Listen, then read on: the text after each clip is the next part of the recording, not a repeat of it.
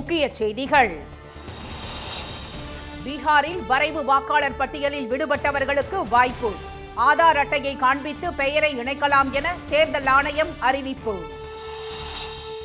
India சீனா இடையிலான வர்த்தகம் மீண்டும் துவக்கம். நேரடி விமான சேவையை தொடங்கவும் இரு நாடுகளும் முடிவு. மும்பையில் மின்தடையால் நடுவழியில் நின்ற மோனோ ரயில். அந்தரத்தில் தவித்த 800 பயணிகள் 3 மணி நேர போராட்டத்திற்கு பிறகு மீட்பு. இந்தியா கூட்டணி வேட்பாளர் சுதர்ஷன் ரெட்டிக்கு ஸ்டாலின் வாழ்த்து. கூட்டாட்சி, சமூக நீதி மீது நம்பிக்கை கொண்டவரை ஆதரிப்பது கடமை என்றும் எக்ஸ் தளத்தில் பதிவு. நடப்பாண்டில் 5வது முறையாக முழு கொள்ளளவை எட்டியது மேட்டூர் அணை. காவிரி கரையோர மாவட்டங்களுக்கு வெள்ள அபாய எச்சரிக்கை.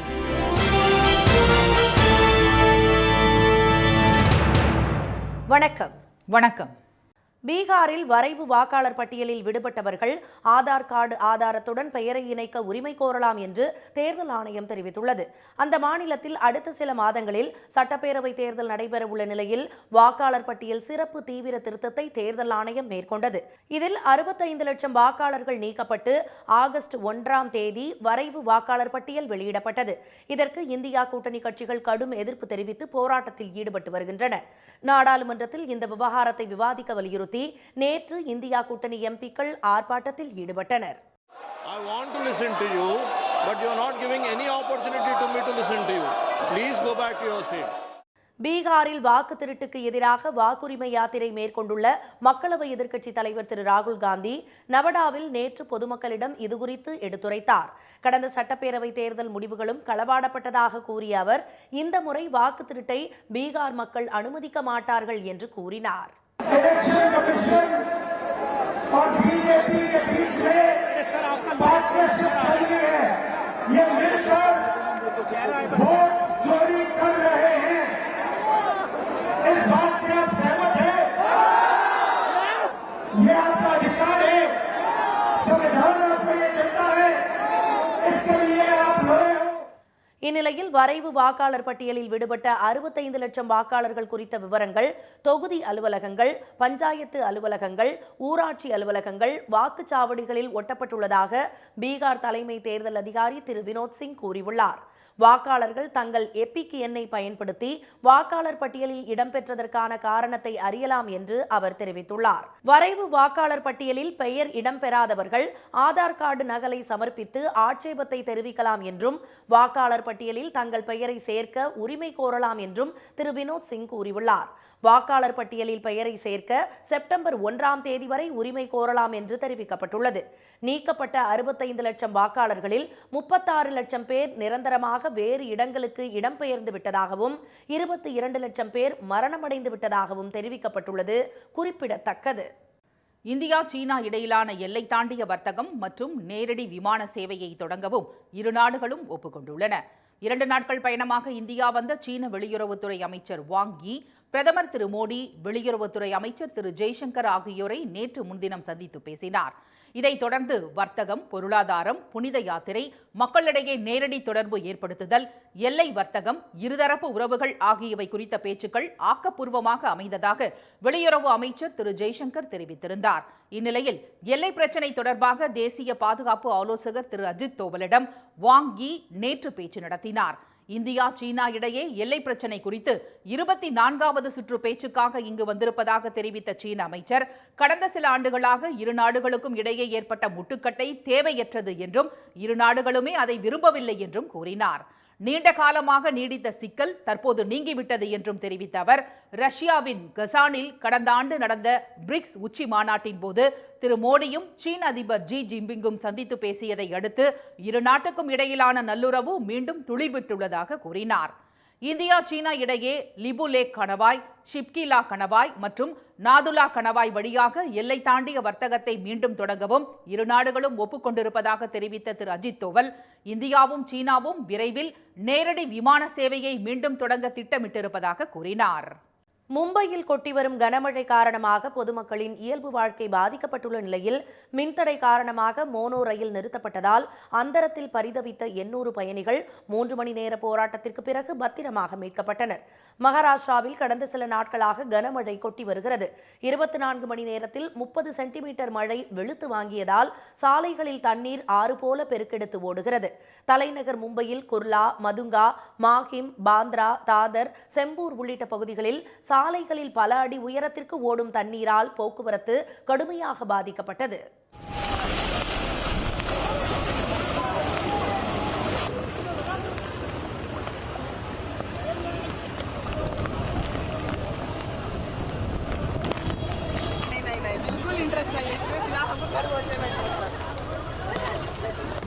சாலைகளில் ஆறு போல ஓடும் தண்ணீரில் இளைஞர்கள் நீச்சல் அடிக்கும் காட்சிகளும் அரங்கேறின.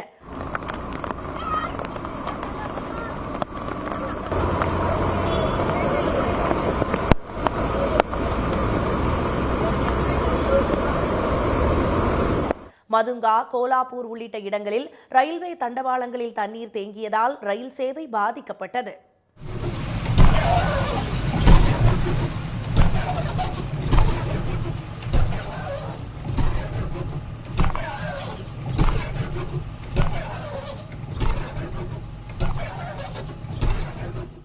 மிதி ஆற்றில் ஏற்பட்ட வெள்ளப்பெருக்கு காரணமாக நாண்டட் பகுதியில் உள்ள அம்பேத்கர் நகரில் வீடுகளில் பொருட்கள் அடித்துச் செல்லப்பட்டதால் அங்கு வசிப்பவர்கள் செய்வதறியாது தவித்தனர். தானே மாவட்டத்தில் கல்வா, நவ்டா, கோப்ரி கிழக்கு பகுதிகளிலும் கனமழையால் சாலைகள், குடியிருப்புகள் மூழ்கின. இந்நிலையில் செம்பூர் பக்தி பார்க் இடையே இயக்கப்படும் மோனோ ரயில் நேற்று மாலை 6:38 மணியளவில் திடீரென மின்தடை காரணமாக நிறுத்தப்பட்டது. மைசூர் காலனி நிறுத்தம் அருகே சென்று கொண்டிருந்த போது ஏற்பட்ட இந்த விபத்தால் அந்தரத்தில் நின்று கொண்டிருந்த ரயிலிலிருந்து வெளியே வர முடியாமல் 800 பயணிகள் தவித்தனர். 3 மணி நேர போராட்டத்திற்கு பிறகு மீட்பு படையினர் அவர்கள் அனைவரையும் பத்திரமாக மீட்டனர்.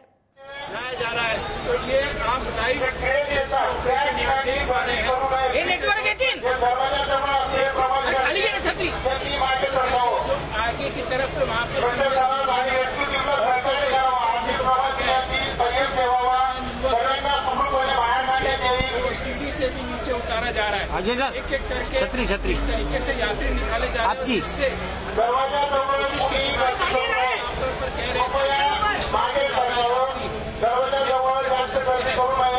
तकरीबन 12 घंटे का समय लगेगा. धीरे-धीरे அனுமதிக்கப்பட்டதை விட அதிக பயணிகள் மோனோ ரயிலில் பயணித்ததே விபத்திற்கான காரணம் என முதல்கட்ட தகவல்கள் தெரிவிக்கின்றன. துறைமுக வழியில் ரயில் ரத்து செய்யப்பட்டதால் 200 பயணிகள் மட்டுமே செல்லும் ரயிலில் 582 பயணிகள் பயணித்துள்ளனர். இதனால் பாரம் தாங்காமல் மோனோ ரயில் நிலை தடுமாறியதால் மின்சாரம் துண்டிக்கப்பட்டுள்ளது. இந்த ரயிலை இழுக்கச் சென்ற மற்றொரு மோனோ ரயிலும் அதிக பாரம் காரணமாக இழுக்க முடியாத நிலை ஏற்பட்டது. பெரும் விபத்து ஏற்பட இருந்த நிலையில் அதிர்ஷ்டவசமாக பயணிகள் அனைவரும் பத்திரமாக மீட்கப்பட்டனர். குடியரசு துணைத் தலைவர் பதவிக்கான போட்டியில் இந்தியா கூட்டணி சார்பில் அறிவிக்கப்பட்டுள்ள உச்சநீதிமன்ற முன்னாள் நீதிபதி திரு சுதர்ஷன் ரெட்டி சரியான தேர்வு என குறிப்பிட்டுள்ள முதலமைச்சர் திரு ஸ்டாலின் அவருக்கு வாழ்த்து தெரிவித்துள்ளார். குடியரசு துணைத் தலைவர் தேர்தலில் தேசிய ஜனநாயக கூட்டணி சார்பில் மகாராஷ்டிர ஆளுநரும் தமிழ்நாட்டைச் சேர்ந்தவருமான திரு சி.பி. ராதாகிருஷ்ணன் வேட்பாளராக அறிவிக்கப்பட்டுள்ளார். இந்நிலையில் அவரை எதிர்த்து இந்தியா கூட்டணி சார்பில் உச்சநீதிமன்ற முன்னாள் நீதிபதி திரு சுதர்ஷன் ரெட்டி களமிறக்கப்பட்டுள்ளார். அவருக்கு எக்ஸ் தளத்தில் வாழ்த்து தெரிவித்துள்ள திரு ஸ்டாலின், மத்திய பாஜக அரசின் கூட்டாட்சிக்கு எதிரான போக்கு, வெறுப்புணர்வை பரப்புவது ஆகியவற்றை எதிர்த்து நிற்கக்கூடியவராக திரு சுதர்ஷன் ரெட்டி மிக சரியான தேர்வு என தெரிவித்துள்ளார். இந்தியாவில் மக்களாட்சியை பாதுகாக்க வேண்டிய தன்னாட்சி அமைப்புகள் பாஜகவின் துணை அமைப்புகளாக மாற்றப்பட்டுள்ளதால் அரசியலமைப்பு சட்டம் ஆபத்தில் உள்ளதாக எச்சரித்துள்ள முதலமைச்சர், இத்தகைய சூழலில் மதச்சார்பின்மை, கூட்டாட்சி, சமூக நீதி ஆகியவற்றில் நம்பிக்கை கொண்ட ஒருவரை ஆதரிப்பது நமது கடமை என தெரிவித்துள்ளார். மத்திய பாஜக அரசு தமிழ்நாட்டுக்கு தொடர்ந்து அநீதி இழைத்து வருவதாக குற்றம் சாட்டியுள்ள முதலமைச்சர் திரு மு க ஸ்டாலின், பாஜக அரசு ஆளுநர்கள் மூலமாக இணை அரசாங்கம் நடத்தி மாநில அரசுகளின் செயல்பாட்டை முடக்குவதாக கண்டனம் தெரிவித்துள்ளார். மேட்டூர் அணை நடப்பாண்டில் 5வது முறையாக நிரம்பியதை அடுத்து கரையோர மாவட்டங்களுக்கு வெள்ள அபாய எச்சரிக்கை விடப்பட்டுள்ளது. கர்நாடக மாநிலத்தின் KRS மற்றும் கபினி அணைகள் நிரம்பி அணைகளுக்கு வரும் மொத்த உபரி நீரும் அப்படியே காவிரி ஆற்றில் திறந்துவிடப்பட்டுள்ளது. இதன் காரணமாக ஒகேனக்கல் காவிரி ஆற்றில் வினாடிக்கு 1,45,000 கன அடி நீர் வந்து கொண்டிருப்பதை அடுத்து ஆற்றில் குளிக்கவும் பரிசல் இயக்கவும் தடை விதிக்கப்பட்டுள்ளது. தண்ணீர் வரத்து அதிகரித்ததை அடுத்து மேட்டூர் அணையின் நீர்மட்டம் இன்று அதிகாலை 120 அடியை எட்டியது. நடப்பாண்டில் 5வது முறையாக மேட்டூர் அணை முழு கொள்ளளவை எட்டியதை அடுத்து அணைக்கு வரும் நீர் அப்படியே திறந்துவிடப்படுவதால் கரையோர மக்களுக்கு வெள்ள அபாய எச்சரிக்கை விடப்பட்டுள்ளது. வெள்ளம் காரணமாக அந்தியூர் அருகே உள்ள நெருஞ்சிப்பேட்டைக்கும் சேலம் மாவட்டம் பூலாம்பட்டிக்கும் இடையே காவிரி ஆற்றில் படகு போக்குவரத்து நிறுத்தப்பட்டுள்ளது. மேட்டூர் அணையிலிருந்து திறந்துவிடப்படும் உபரி நீர் காரணமாக திருச்சி முக்கொம்பு மேலணைக்கு வரும் நீரின் அளவும் அதிகரிக்கும் என எதிர்பார்க்கப்படுகிறது. இதனிடையே நீலகிரி மாவட்டத்தில் பெய்து வரும் மழையால் பவானிசாகர் அணைக்கு நீர்வரத்து வினாடிக்கு 7,439 கன அடியாக அதிகரித்து 105 அடி உயர பவானிசாகர் அணை இந்த மாதத்தில் 2வது முறையாக 102 அடியை எட்டியுள்ளது. அணையிலிருந்து வினாடிக்கு 7,400 கன அடி உபரி நீர் வெளியேற்றப்படுவதால் கரையோர பகுதி மக்களுக்கு வெள்ள அபாய எச்சரிக்கை விடப்பட்டுள்ளது.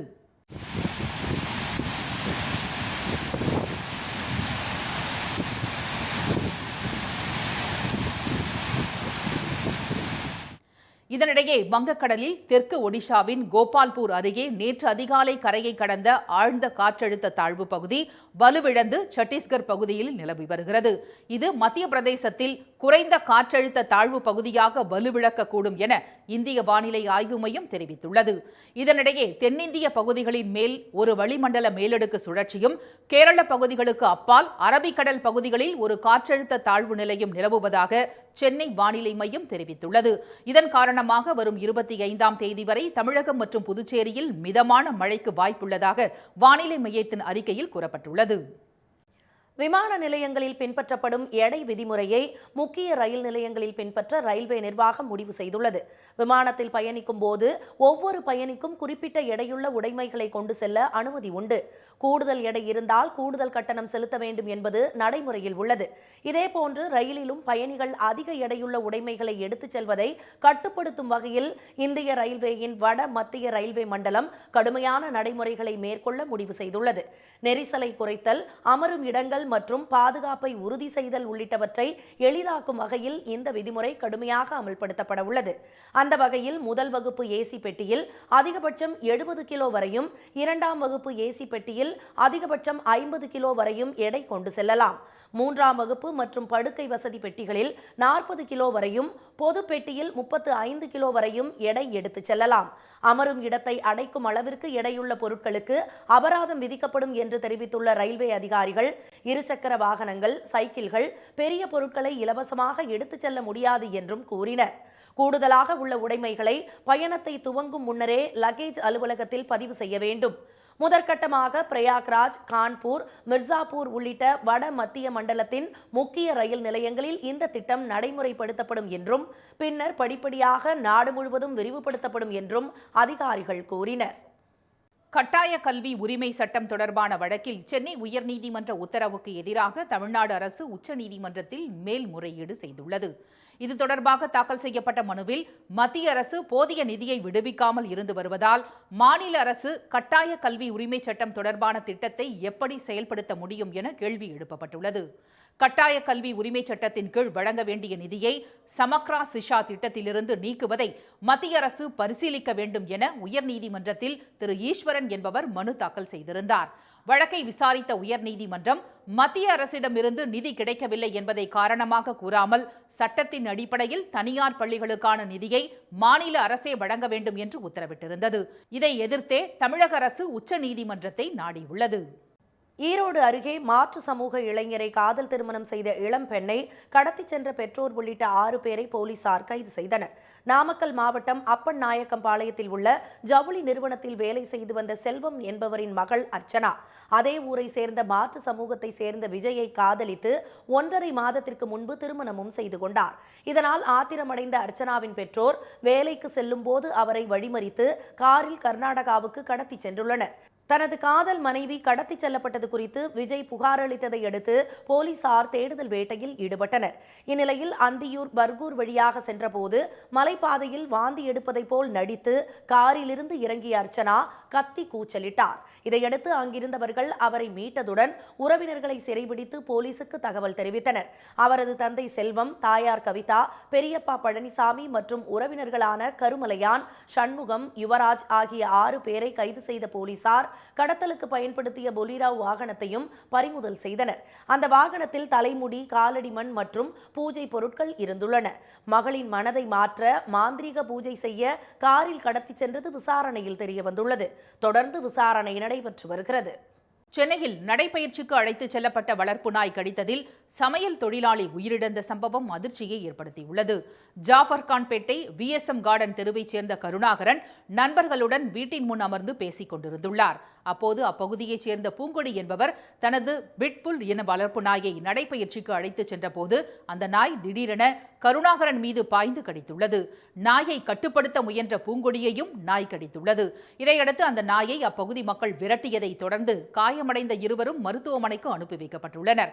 இந்நிலையில் நாய் கடித்ததில் படுகாயமடைந்த கருணாகரன் உயிரிழந்த நிலையில் நாயின் உரிமையாளர் பூங்கொடி படுகாயங்களுடன் சிகிச்சை பெற்று வருகிறார். இச்சம்பவம் அப்பகுதியில் பரபரப்பை ஏற்படுத்திய நிலையில் மாநகராட்சி ஊழியர்கள் பிட்புல் நாயை வலை வைத்து போராடி பிடித்தனர். நாகை அருகே பனங்குடியில் CPCL விரிவாக்கத்திற்கு நிலம் கொடுத்த விவசாயிகளுக்கு 1 மாதத்தில் இழப்பீடு வழங்கப்படும் என அதிகாரிகள் தெரிவித்ததை அடுத்து விவசாயிகளின் தொடர் போராட்டம் முடிவுக்கு வந்தது. பனங்குடியில் செயல்பட்டு வந்த CPCL நிறுவன விரிவாக்கத்திற்கு 620 ஏக்கர் விவசாய நிலங்கள் கையகப்படுத்தப்பட்டது. நிலங்களை வழங்கிய விவசாயிகளுக்கு மறுவாழ்வு, மீள்குடியமர்வு இழப்பீட்டுத் தொகை இதுவரை வழங்கப்படவில்லை என்று கூறப்படுகிறது. இதனை கண்டித்து பனங்குடி, நரிமனம், கோபுராஜபுரம் கிராமங்களை சேர்ந்த விவசாயிகள் CPCL நிறுவனத்தை முற்றுகையிட்டு நேற்று சாலை மறியலில் ஈடுபட்டனர். தொடர்ந்து நாகை மாவட்ட ஆட்சியர் அலுவலகத்திற்கு பேரணியாக புறப்பட்டனர். அவர்களை வாஞ்சூர் ரவுண்டானாவில் தடுப்புகளை வைத்து போலீசார் தடுத்து நிறுத்தினர். இதனால் பேரணி சென்ற விவசாயிகள் 500க்கும் மேற்பட்டோர் சாலையில் அமர்ந்து முழக்கங்களை எழுப்பி போராட்டத்தில் ஈடுபட்டனர். அந்த இடம் தமிழகம் புதுச்சேரி மாநில எல்லை என்பதால் பதற்றம் நிலவியது. இதையடுத்து விவசாயிகளுடன் பேச்சு நடத்திய நாகை கோட்டாட்சியர் மறுவாழ்வு, மீள்குடியமர்வு இழப்பீட்டுத் தொகை 1 மாத காலத்தில் வழங்கப்படும் என உறுதியளித்தார். தொடர்ந்து சாலை மறியல் போராட்டத்தை கைவிட்டு விவசாயிகள் கலைந்து சென்றனர். பாதுகாப்பு உத்தரவாதத்தின் ஒரு பகுதியாக உக்ரைனுக்கு படைகளை அனுப்பும் திட்டமில்லை என்று அமெரிக்க அதிபர் ட்ரம்ப் திட்டவட்டமாக மறுப்பு தெரிவித்துள்ளார். NATO அமைப்பில் சேர எதிர்ப்பு தெரிவித்து உக்ரைன் மீது ரஷ்யா 3 ஆண்டுகளுக்கு மேலாக தாக்குதல் நடத்தி வருகிறது. போரை முடிவுக்கு கொண்டுவர முயற்சி மேற்கொண்டுள்ள ட்ரம்ப் முதலில் உக்ரைன் அதிபருடன் பேச்சுவார்த்தை நடத்தினார்.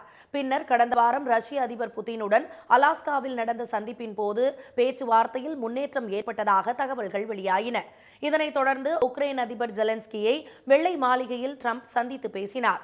கடந்த முறை ஜெலன்ஸ்கியின் ஆடை குறித்து விமர்சனம் செய்த ட்ரம்ப் இந்த முறை நன்றாக உடுத்தியிருப்பதாக பாராட்டு தெரிவித்தார். இந்த ஆலோசனையில் பிரிட்டன், பிரான்ஸ் ஆகிய நாடுகளின் தலைமையில் 30 நாடுகளை சேர்ந்த தலைவர்கள் காணொலி மூலமாக கலந்து கொண்டனர். இந்த சந்திப்பில் அடுத்த கட்டமாக புதின் மற்றும் ஜெலன்ஸ்கியுடன் முத்தரப்பு பேச்சுவார்த்தை நடத்த முடிவு செய்துள்ளதாக ட்ரம்ப் கூறியுள்ளார். 2 நாடுகளும் போரை நிறுத்துவது குறித்து பரஸ்பரம் ஆலோசனை நடத்த வேண்டும் என்று ட்ரம்ப் அறிவுறுத்தியுள்ளார். ஐரோப்பிய நாடுகளுடன் இணைந்து உக்ரைனுக்கு பாதுகாப்பு உத்தரவாதம் அளிக்கப்படும் என்று உறுதியளித்த அவர், அதே சமயம் அமெரிக்க ராணுவம் ஒருபோதும் உக்ரைனில் கால்பதிக்காது என்று தெரிவித்துள்ளார். இதனை வெள்ளை மாளிகை செய்தி தொடர்பாளர் கரோலின் லீவிட் கூறினார். ஒருவேளை தேவைப்பட்டால் விமானங்கள் மூலம் பாதுகாப்பு வழங்கப்படும் என்றும் பாதுகாப்பு ஏற்பாடுகள் குறித்து ஆராய அமெரிக்க தேசிய பாதுகாப்பு குழுவுக்கு ட்ரம்ப் உத்தரவிட்டுள்ளதாகவும் லீவிட் தெரிவித்தார். இதனிடையே எந்த ஒரு நிலப்பரப்பையும் கைப்பற்றுவது தங்கள் நோக்கமல்ல என்று ரஷ்ய வெளியுறவுத்துறை அமைச்சர் செர்ஜி லாவ்ரோவ் தெரிவித்துள்ளார். கிரிமியா, டான்பாஸ், நெவரோசியா ஆகிய எந்த பகுதியையும் கைப்பற்ற நினைக்கவில்லை என்று கூறியுள்ள அவர், இந்த பகுதிகளை கண்டுபிடித்து அதன் வளர்ச்சிக்காக பாடுபட்ட ரஷ்ய மக்களை பாதுகாக்க வேண்டும் என்பதே தங்களது நோக்கம் என்று தெரிவித்துள்ளார். ஆசிய கோப்பை கிரிக்கெட் போட்டிக்கு சூரியகுமார் யாதவ் தலைமையில் இந்திய அணி அறிவிக்கப்பட்டுள்ளது. இந்தியா, பாகிஸ்தான், இலங்கை, ஆப்கானிஸ்தான், வங்கதேசம், ஹாங்காங், ஐக்கிய அரபு அமீரகம், ஏமன் உள்ளிட்ட 8 நாடுகள் பங்கேற்கும் 20 ஓவர் ஆசிய கோப்பை கிரிக்கெட் போட்டி அடுத்த மாதம் 9ஆம் தேதி ஐக்கிய அரபு அமீரகத்தில் தொடங்குகிறது. இந்த தொடரில் பங்கேற்பதற்கான இந்திய அணியை இந்திய கிரிக்கெட் வாரியம் நேற்று அறிவித்தது. அதன்படி சூரியகுமார் கேப்டனாகவும் சுப்மன் கில் துணை கேப்டனாகவும் நியமிக்கப்பட்டுள்ளனர். அபிஷேக் சர்மா, திலக் வர்மா, ஹர்திக் பாண்டியா, சிவம் துபே, அக்ஷர் பட்டேல், ஜிதேஷ் சர்மா, பூம்ரா, ஹர்ஷ்தீப் சிங், வருண் சக்கரவர்த்தி, குல்தீப் யாதவ், சஞ்சு சாம்சன், ஹர்ஷத் ராணா, ரிங்கு சிங் ஆகியோர் இந்திய அணியில் இடம்பெற்றுள்ளனர். மீண்டும் முக்கிய செய்திகள். பீகாரில் வரைவு வாக்காளர் பட்டியலில் விடுபட்டவர்கள் ஆதார் கார்டு ஆதாரத்துடன் பெயரை இணைக்க உரிமை கோரலாம் என்று தேர்தல் ஆணையம் தெரிவித்துள்ளது. இந்தியா சீனா இடையிலான எல்லை தாண்டிய வர்த்தகம் மற்றும் நேரடி விமான சேவையை தொடங்க இரு நாடுகளும் ஒப்புக்கொண்டுள்ளன. குடியரசு துணைத் தலைவர் பதவிக்கு இந்தியா கூட்டணி சார்பில் அறிவிக்கப்பட்டுள்ள உச்சநீதிமன்ற முன்னாள் நீதிபதி சுதர்ஷன் ரெட்டிக்கு ஸ்டாலின் வாழ்த்து தெரிவித்துள்ளார். இத்துடன் இந்த செய்திகள் நிறைவடைந்தன. மீண்டும் சன் டிவியில் செய்திகள் மாலை 6 மணிக்கு. செய்திகளை உடனுக்குடன் தெரிந்து கொள்ள QR கோடை ஸ்கேன் செய்து சன் நியூஸ் வாட்ஸ்அப் சேனலில் இணைந்திருங்கள். வணக்கம். வணக்கம்.